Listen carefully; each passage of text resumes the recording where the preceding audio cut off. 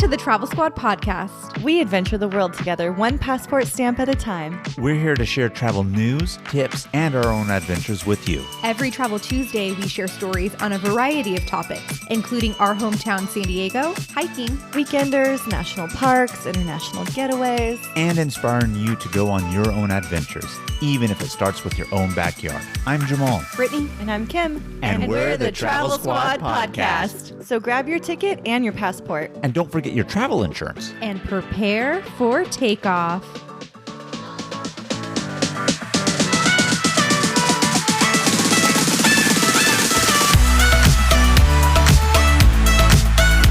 Hello, fellow travelers. Hey, everybody. Welcome to episode 103 of the Travel Squad podcast. Today, we're sharing 11 of the best day or weekend trip destinations to take from SinCity, Las Vegas. My Las Vegas travel style is get in, indulge in as much debauchery as possible, and get out ASAP. But I know that there are some people that go to Vegas for several days, even sometimes more than a week. And it's a major destination for families, believe it or not. But as you will see with Vegas, there's only so much you can do. There's only so much lights and entertainment you can handle. And at some point during that week stay, you may want to get out of town. Yeah, I love Las Vegas, but Kim, you hit the nail on the head with that one. People can really get Vegas burnout if they spend longer than a weekend there.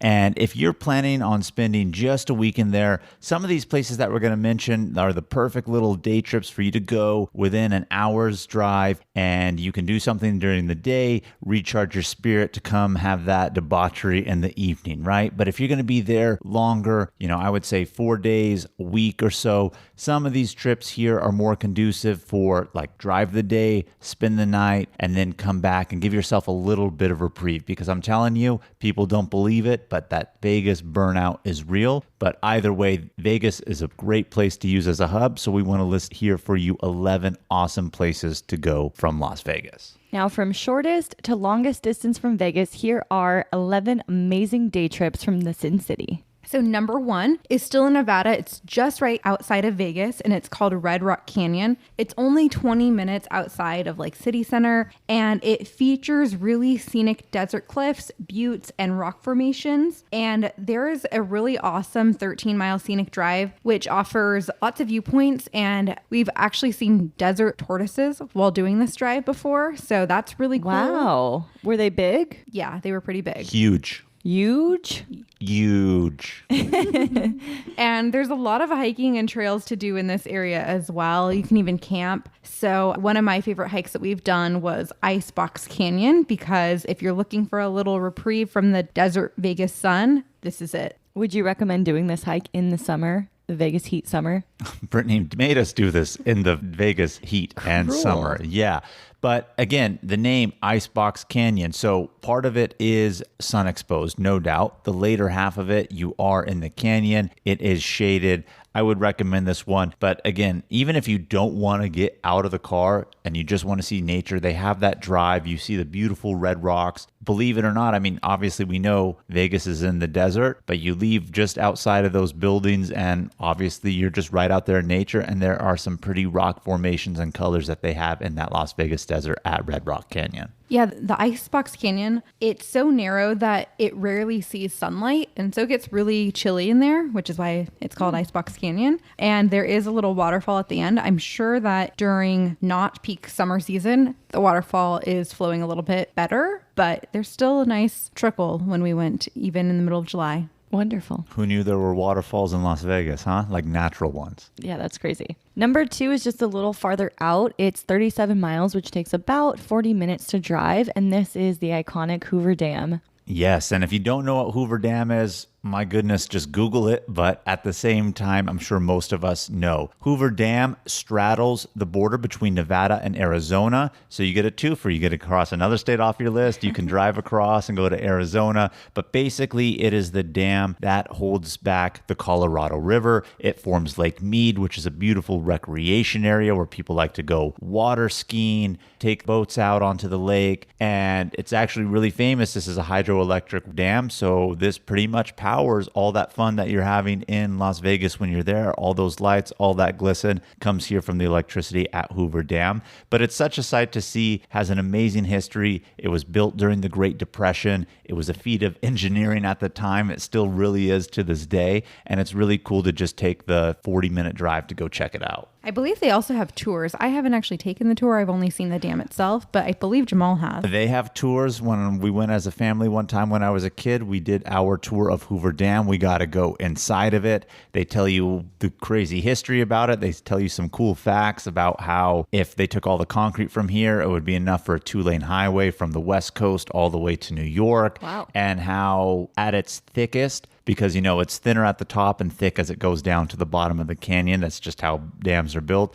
They said that there is cement still curing in the center that is not solidified yet. So that's crazy stuff that they tell you. And you could see, I don't want to say the water leakage to freak people out, but water will always find a crack and a way in. So there are parts in that tour where you can just see the water that's coming in and trickle and touch it. It's really interesting, really fun. So number 3 on our list is Valley of Fire State Park, and it's about 45 minutes away from Vegas. We talk about this in episode 8, and it's also in our American Southwest itinerary. If you guys haven't checked that out, please do check it out. It's available on our website, travelsquadpodcast.com. But Valley of Fire State Park is the oldest and largest state park in all of Nevada, and it's really awesome because there's a lot of history there. It has petroglyphs, rock formations, dramatic red sandstone formations. We saw one that looked like an elephant, and we did see some other cool rock formations while we were there as well. But the highlight of the park is the fire wave, and Kim was the one that showed this to me. So why don't you tell us a little bit about that, Kim? Because you were the one that sent me an Instagram pic and was like, we got to go here. Yeah, there's a lot of these like orange, red, like creamsicle looking rocks in this area of Arizona, Nevada, even Utah. But this one is really close to Las Vegas, so it's really cool. And when we were there, very few people were there, which also makes any park 10 times better. But the fire wave is just this beautiful part of the park where these sandstone formations and the flow of them, it looks like layered colored rock of orange and yellow. I have a picture of myself in one, and I think Brittany took it from not too far away, and I look like a little speck in this like vast ocean of orange and red and white rocks. It's beautiful. Yeah, and one thing I do want to say about Valley of Fire also is it is sun exposed. It's not like Red Rock Canyon where you can actually get some shade. You are fully sun exposed. When we went and did this, if you go back and listen to episode 8, we did this trip, our American Southwest, that included Valley of Fire in December. So the sun is still out, but definitely cooler temperatures. The fire wave hike is only 1.5 mile round trip. So if you want to brave it out in the summer, it's not terribly long. But again, that highlight, like you said, Kim, those colors, but it's really those striations within the rock layers. Like if you're seeing like sedimentary rock where you can see the layers, you can see it with the color striations that are coming through there. And each layer is a different color, and it's so, so beautiful. I love it out there. Every time we go and pass Valley of Fire State Park when we're driving north on Interstate 15, we always talk about, hey, we need to go back and do another trip to Valley of Fire. Yeah, I would definitely go back. And if you are there, I would recommend going in the cooler months because, like Jamal said, it's completely sun exposed. Which also leads us to number 4, Death Valley National Park, which is another sun exposed place to visit, not far from Vegas. It's 126 miles away. It takes about 2 hours to get there. And we talk all about Death Valley National Park in episode 23. And this is the hottest and driest national park in the U.S. Hottest for sure. I mean, we're talking about trying to avoid the heat out there in the desert by Las Vegas, but let me tell you something. I'm sure you've probably heard in the news lately the excessive heat waves that have been going on pretty much in all of the U.S. and certain places here on the West Coast, and they always keep mentioning Death Valley National Park. Statistically, it's always the hottest place on Earth. It's even getting hotter right now with those breaking records up to like 130 degrees. And we've mentioned this on a previous episode before. People actually like to go during the summer because they want to experience that heat. And I think the excessive heat lately has really been making more people want to go. So while we're telling you beat the heat in the other places, you know, they're not very shaded and they are sun exposed, I guess this is the one exception to where you just want to go feel what 130 degree heat feels like. I don't know. It's wild out there. That is wild. But the thing about Vegas too is that yes, in the summer it's really hot, but in the winter it's actually really cold. Mm-hmm. So you can take a little day trip to Death Valley National Park and get away from that cold a bit. Still going to be a little chilly there, but I think it'll be better than Vegas in the winter. Yeah, and other than experiencing the heat, again, we have a full episode on it, but some of the highlights that you could see at Death Valley National Park, I mean, it's really underrated how beautiful the desert can be. There's amazing salt flats that are out there. They form the polygon salt formations that Death Valley is famous for. There's Artist's Drive, which is a one-way 9-mile drive that passes through eroded, colorful desert hills. I mean, it's really just pretty. the colors in the desert on the rocks. I mean, we're talking about it in lots of places, but it's really everywhere. And the thing that Death Valley is most famous for, Badwater Basin, which is the lowest point in North America. So go check it out. I remember being there. You see the sign that says you're so many feet below sea level. Absolutely crazy. The sand dunes are fun to go walk on there. Oh my God, it's so hard to walk in sand though. But it's really fun to try to take jumping pictures with everyone jumping in the sand. You can bring your little sled and have a little fun time sliding down the sand dunes there. Yeah, we've been sandboarding before, not in Death Valley, but it is really fun to sandboard, sand sled. That's really cool. We also checked out Zabrinsky Point, which is the most famous viewpoint in the entire national park at Death Valley, and it overlooks these golden badlands. Very, very beautiful. I would highly recommend this stop for anyone that's in Vegas as a family. This is a great family day trip to take. Yeah, I think so too. And, you know, another national park and a very unique one. As hot as it gets out there, believe me, there are a lot of visitors to Death Valley National Park.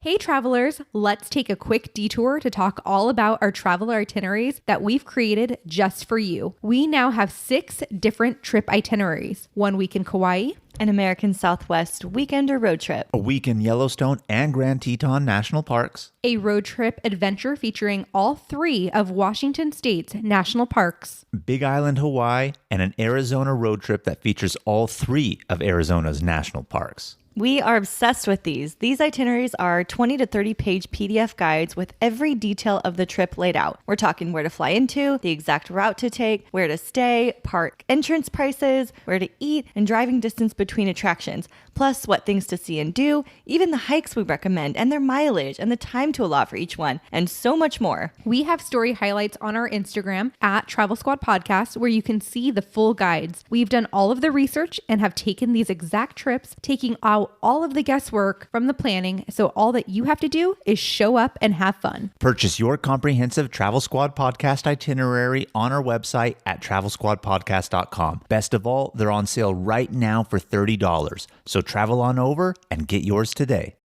When you need mealtime inspiration, it's worth shopping Baker's, where you'll find over 30,000 mouth-watering choices that excite your inner foodie. And no matter what tasty choice you make, you'll enjoy our everyday low prices, plus extra ways to save, like digital coupons worth over $600 each week. You can also save up to $1 off per gallon at the pump with fuel points. More savings and more inspiring flavors make shopping Baker's worth it every time. Baker's, fresh for everyone. Fuel restrictions apply. Hey, it's Kaylee Cuoco for Priceline. Ready to go to your happy place for a happy price? Well, why didn't you say so? Just download the Priceline app right now and save up to 60% on hotels. So whether it's Cousin Kevin's Kazoo Concert in Kansas City, go Kevin, or Becky's Bachelorette Bash in Bermuda, you never have to miss a trip ever again. So download the Priceline app today. Your savings are waiting. Go to your happy place for a happy price. Go to your happy price, Priceline. All right, so we've taken you to a few places in Nevada. We've taken you to California here because Death Valley National Park is in California, but we've mentioned it in many episodes before. Finally just had a very recent episode on it. Number 5 on our list, driving north out of Las Vegas to Zion National Park. It's only 160 miles and 2.5 hours away. You can definitely do this in a day trip. If you wake up early enough, come back in the evening or spend the night, but this is still definitely a day trip at 2.5 hours away. 2.5 hours away in Utah lies this beautiful national park. There is a ton of stuff to do there, so I would recommend going as a trip all on its own. But if you are just doing a day trip, Angel's Landing hike is a great one to do. The Narrows is kind of one that you're going to want all day for, but can still be done in a day trip.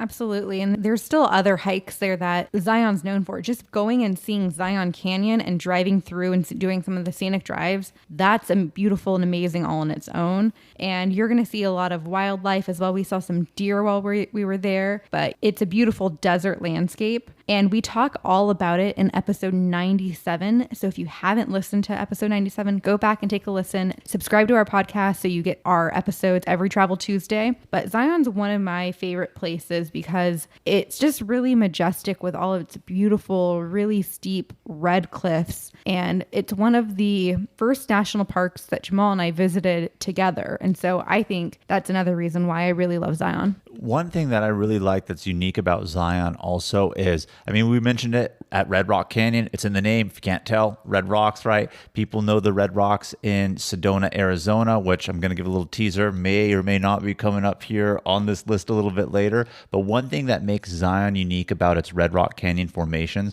is there's still so much lush greenery and foliage that's there, where the other places not necessarily so much. So it gives you a unique contrast that you really don't see at other places that have like iconic red rock formations. I would recommend taking this day trip in winter in Vegas as well, because you're not going to necessarily escape the cold in Vegas. You may be going to a colder area, being Zion, but we did a day trip from Vegas in January to Zion, and it was so beautiful. The snow is amazing against the red rocks. In the summer, Zion can be really hot, so you're going to be hot in Vegas and then go to the heat in Zion, which is why I recommend going in winter. So number 6 on our list is Joshua Tree National Park. That's back in California. It's 187 miles away from Vegas, and it takes about 3 hours to get there. And we talk all about Joshua Tree National Park in episode 30, but I love Joshua Tree. It's famous for the Joshua Tree, which has a really cool look to it. If you haven't seen one, look them up. They're all over Joshua Tree. And I would recommend going here in the winter because, again, you're in the desert, but there's lots of trees and boulders to see within this national park. If you can plan your day trip so that you come back to Vegas later at night, you'll be able to see so many stars in Joshua Tree because there's not a lot of light pollution. So one of the main attractions of Joshua Tree National Park is the stars at night. And this is a very, very popular place for people in California, more particularly LA, to take weekend trips and go camping. So even if you are in Las Vegas and say to yourself, I'm tired of the hotels, want to come out here camp, that's perfectly conducive for what you were saying, Kim, too, is maybe at the 3 hours. You can do it in the day, but this may be at the level where potentially you want to spend the night and can stay out there, look at the stars, and have a really good time out there in Joshua Tree. Now, everything on the list from 7 and up is going to be about 4 hours or more away from Vegas. So for these, you still can do them in a day. We definitely have roughed out more than 4 hours one way for day trips before, but you also may want to just spend the night there and come back to Vegas for the rest of your trip. Yeah, these are the good ones for when you got that Vegas burnout going on. You're just like, all right, I've had like a 3-4 day bender. I need to take a break and then come back and finish off my last couple days over there. These are perfectly conducive for you for that. Number 7 on our list is Bryce Canyon National Park, also in Utah. We do have an episode on this as well. That's episode 33 if you want to go back and listen to it.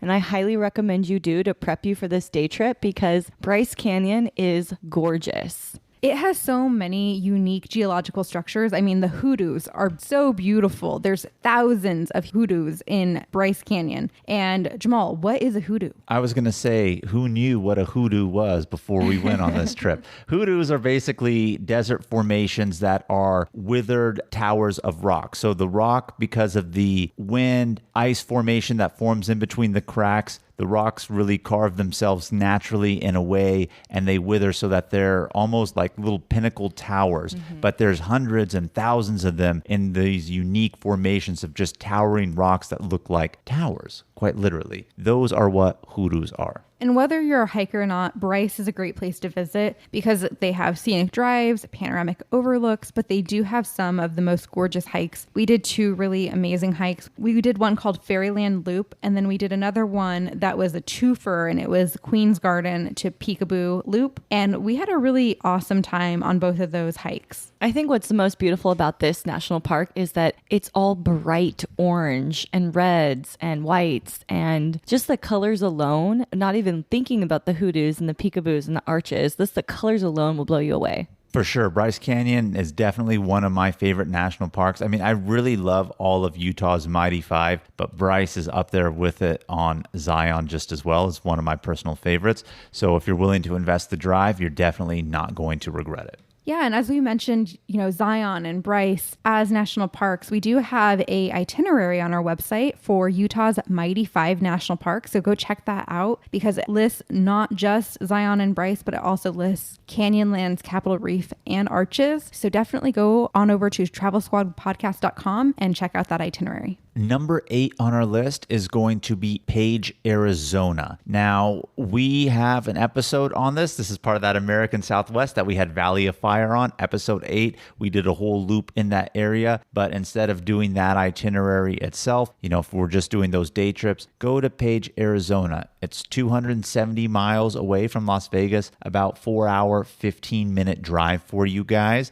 But what Page is famous for is Antelope Canyon, and I can tell you there is nothing like Antelope Canyon that I've ever seen up close in person. And why don't one of you ladies tell us a little bit about Antelope Canyon? Antelope Canyon has 2 sections in it, upper and lower. Both of them are these giant slot canyons on the Indian reservation, and they're beautiful colors of like oranges and purples, and you walk through them on a guided tour. So you get to go up and down ladders, you get to like squish through the slot canyons itself, and it's really cool because it's all naturally forming from wind and the river. It's really unique. Quite honestly, the formations in there and just how water and wind can make such beautiful rock structures. And it's so humbling because you're in there. It's very narrow, but I don't want to say narrow to the point you'd get claustrophobic, but it's wide enough, but narrow enough for you to just really appreciate being down in there and just seeing the array of formations that have been made.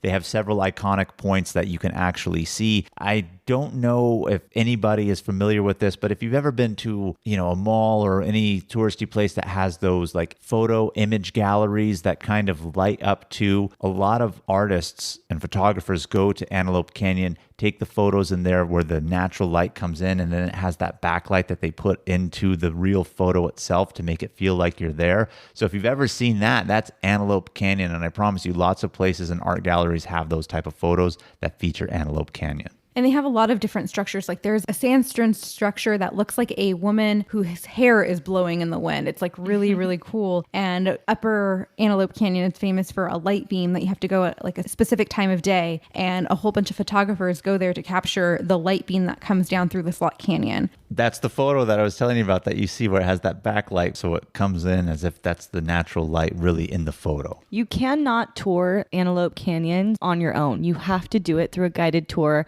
organized by the Indian Reservation. So you can make reservations online. I highly recommend you do that well ahead of time so they don't sell out. They do sell out during the summer. We went as a squad in December. So squad tip: take your trip during that season because our guided tour was our group only. And you hear stories of the summer guided tours where it's like a 2-hour wait for your tour just to get in, and they're really shuffling you through. Yeah, and not only was it a personally guided tour, our tour guide was our personal photographer. She was like really happy to do it. And when they have more time like that, she was able to tell us really good photo techniques to take with your phone and better ways to catch the colors and the lights and what filters to use, etc.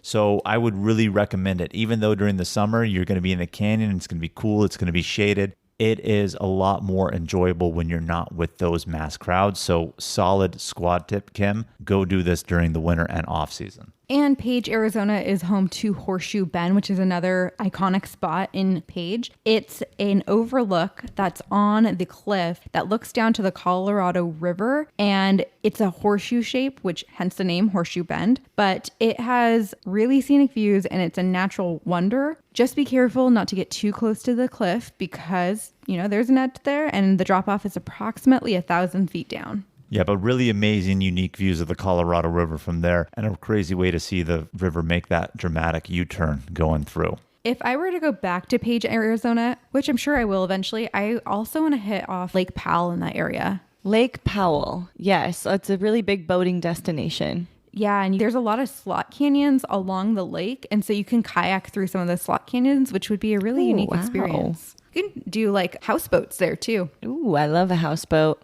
Number 9 on our list is iconic American National Park, the Grand Canyon in Arizona.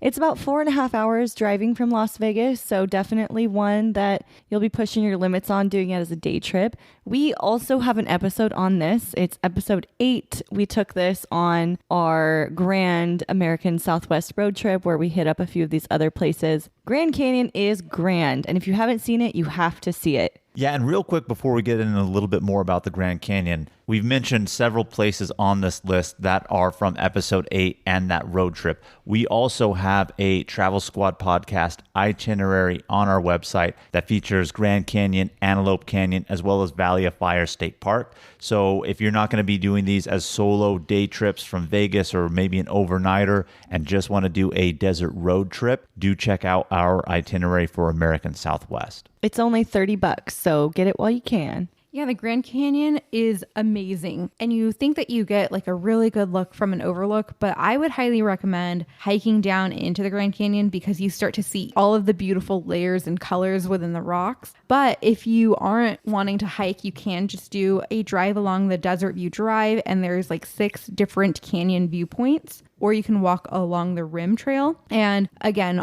you're going to see how beautiful the Grand Canyon is. You can take the easy way out from Las Vegas. They have chartered helicopter rides that take you to the Grand Canyon, fly you over, you look at it. But again, you know, it is 272 miles. So with that helicopter ride to the Grand Canyon, helicopter ride back, they're not going to really spend too much time showing you the Grand Canyon. Plus, it's going to be really expensive. So invest the drive, get out there, put your boots on the ground in a way, if you will, and really experience this wonder, not just of America National Park, but really of the world itself. I mean, Grand Canyon is famous throughout the world. No desert landscape quite like it. Absolutely breathtaking. Number 10 is a place that dreams are made of. Sedona, Arizona, about 4.5 hours from Las Vegas. This place is magical. And I'm not just saying that. It truly is magical. Underneath the city, there are energy vortexes that are known to heal certain things. And that's why you'll find a lot of holistic and crystals and that kind of like woo-woo stuff there.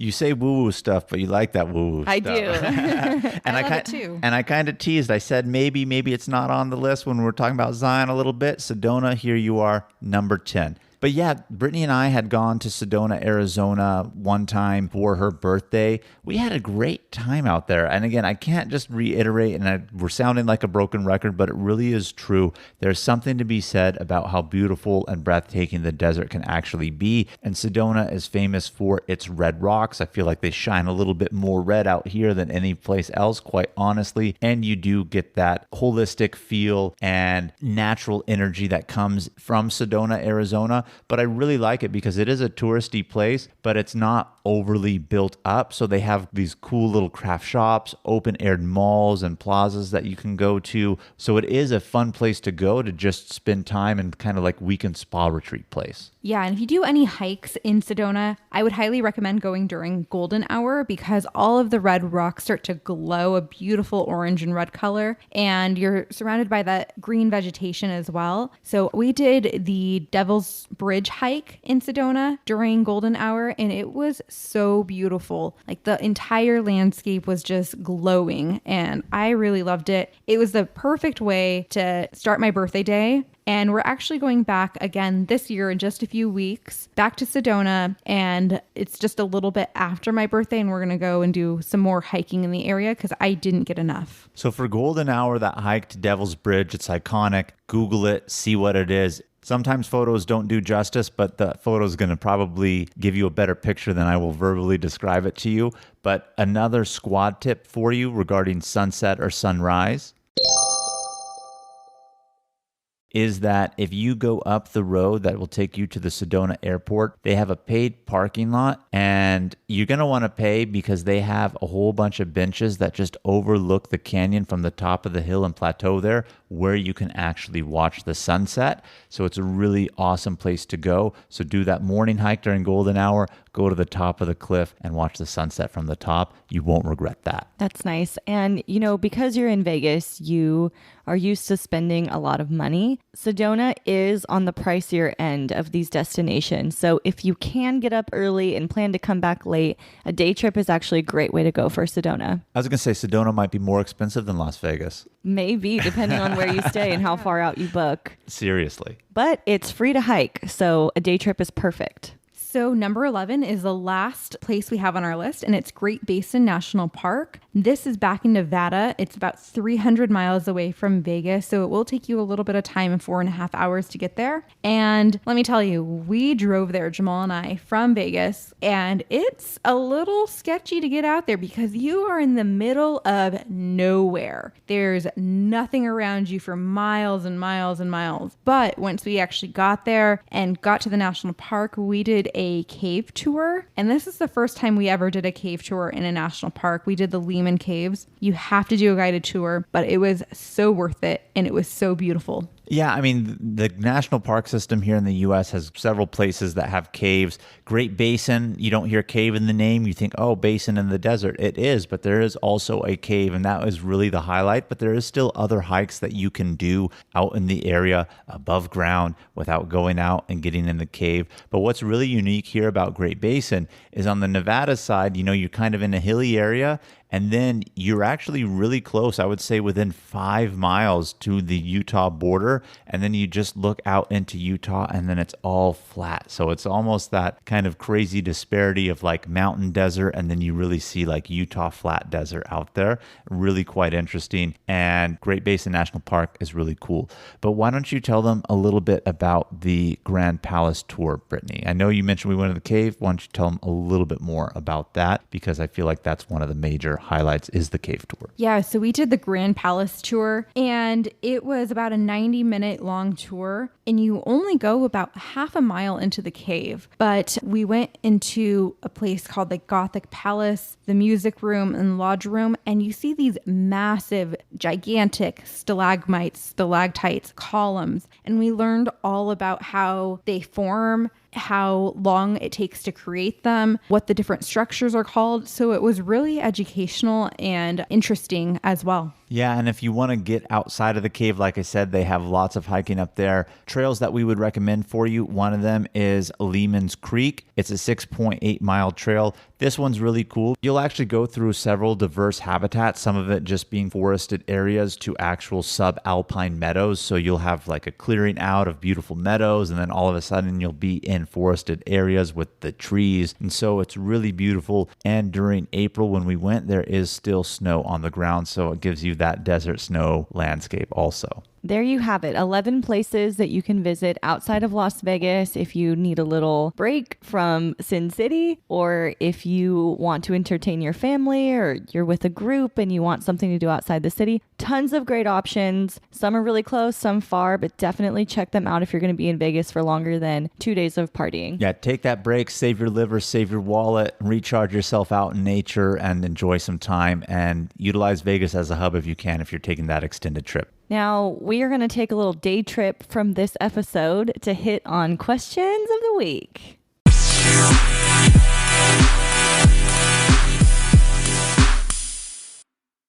And our first question is coming in from Elena from Shaker Heights, Ohio. And Elena is asking, is there a destination in this area that you haven't been to yet but would like to go?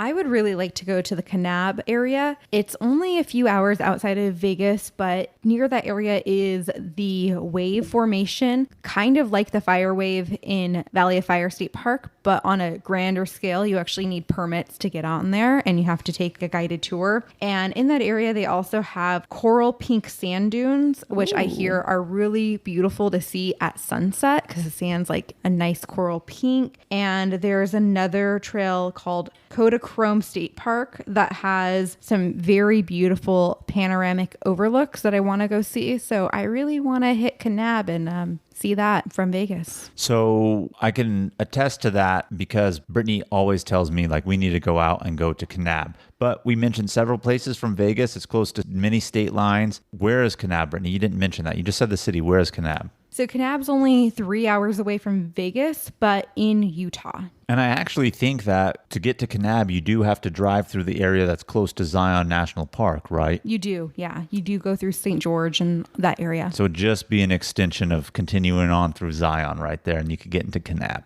Okay. I don't have anywhere because there's a lot of places on this list I haven't even been to, like the Hoover Dam. I would love to go check that out. So I still have a lot to check out on this list, and I've done a lot already. So I don't have an answer to that one, Elena. I'm just going to go with Kanab, make Brittany happy. I can't think of any other places too. Like I said, I mean, the desert is beautiful. You're surrounded by desert, but I feel like with this list, we've really hit a lot of the highlights on that too. So Kanab for sure. Unless we wanted to add Mesquite onto this one. I love Mesquite. I love Mesquite too because it's a good place to stay on the cheap, still in Nevada, hotel, good food, gambling, but without that Vegas price. But other than that, there's not really anything to do. You know with what Mesquite. though? That's a good thing to mention. If you are going to do any of these day trips and you want to stay outside of Vegas and get closer, like if you're going to go to Zion and maybe you want to get an hour closer, take your drive time off for whatever reason next morning, Mesquite is a great place to stay as a kicking off point instead of Las Vegas. Kim, I thought you were going to say you also wanted to go to Pahrump.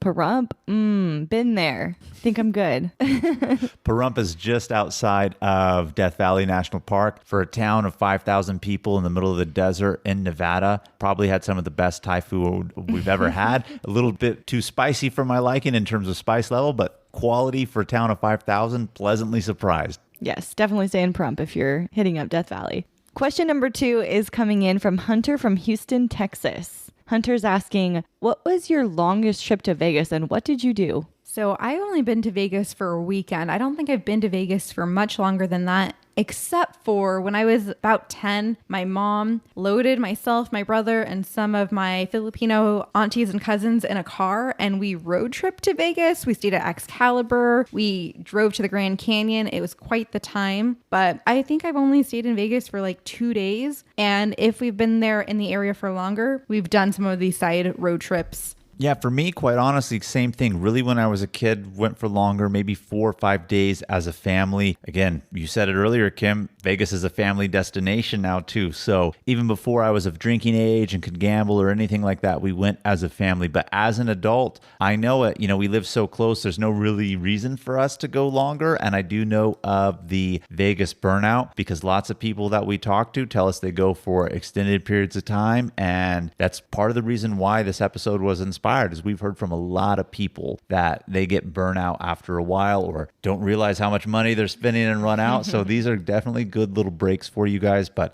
as an adult, no more than 3 days I've spent in Vegas, and that was like on a holiday weekend. And one of those days is obviously driving, so not too long at all. Same. I think I showed up on a Friday, left on a Monday, and that was my longest trip there. I think the people that are coming for a week or longer are like from the East Coast or have never been to Vegas before, so they really want to enjoy it. But we go all the time because we're so close. Yeah, or people business oriented coming out for conventions, and the convention is like 3 days, but they want to do personal stuff also, so they're staying longer, which I totally get. But they should take us up on this suggestion and really use a day to go do one of these things. Yes.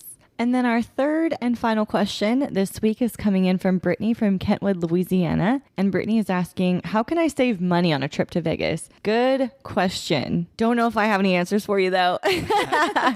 We like to blow money in Vegas. No, not really. I think the best tip that I could really give is if you're going to be gambling or staying in Las Vegas, stay in downtown Las Vegas. And what downtown Las Vegas is, it is the old Las Vegas. And by old Las Vegas, I mean really where Las Vegas originated. Now everybody knows of the Strip, Las Vegas Boulevard that has all the big resorts on them. Yes, you're going to go check that out. Yes, you're going to see the sights, but staying in downtown Las Vegas, the hotels you can get moderately priced for like $75 a night. There aren't resort fees. The food is a lot less expensive, and you really get local prices in a touristy area by not staying on the Strip. So that is a great money saving tip. Yeah. And downtown Vegas is really nice. I like downtown. It's really fun. I like downtown Las Vegas. It's just because it's not built up like the high-end resorts, you don't pay that high-end price. And another tip, if you do want to stay on the Strip, I would not recommend staying in the resort hotels, like the typical casinos, the big ones, because they do have resort fees of like $30 a night, and they do charge for parking each night. And so you're going to have added expenses there. But there are chain hotels on the Strip.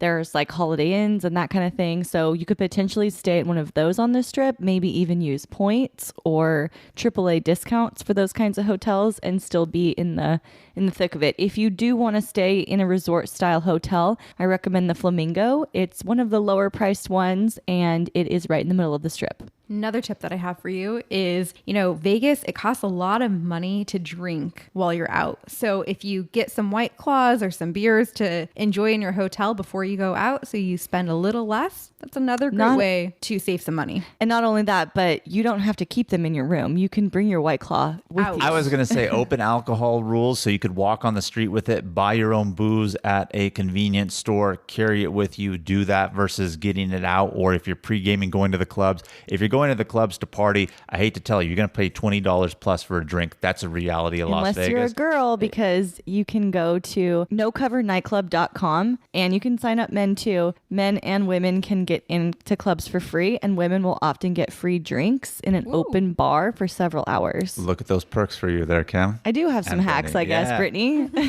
And the last thing that I do want to say, I've mentioned this before, you can take it or leave it. Obviously, gambling gets you free drinks in the casino, but gambling also has you lose. Go to a roulette table, bet whatever the minimum is on red, bet that same minimum on black. You'll always come out even unless it lands on, depending on what roulette table you're playing, the one green or the second green that they have, which is very rare that it hits the green because there's only one or two of those on the wheel versus everything else being black or white. So you have your chances of just breaking even and getting your free drinks every time they come around. So that's a good way to get free drinks also while gambling. Red, black, bet it. All right, squaddies. So I hope you enjoy SinCity and these 11 destinations to get out of it. Thanks for tuning in this week and listening. Keep the adventures going with us. Follow us on Instagram and YouTube at Travel Squad Podcast. Tag us in your adventures. Let us know where you're going. And if you have questions, go ahead and send those on in. If you found the information in this episode to be useful, or if you thought we were just plain funny, please be sure to share it with a friend that would enjoy it too. And as always, guys, please subscribe, rate and review our podcast, and tune in every Travel Tuesday for new episodes. And stay tuned for next week's episode. We have some more amazing adventures and tips in store for you. Bye, everybody. Bye, squaddies.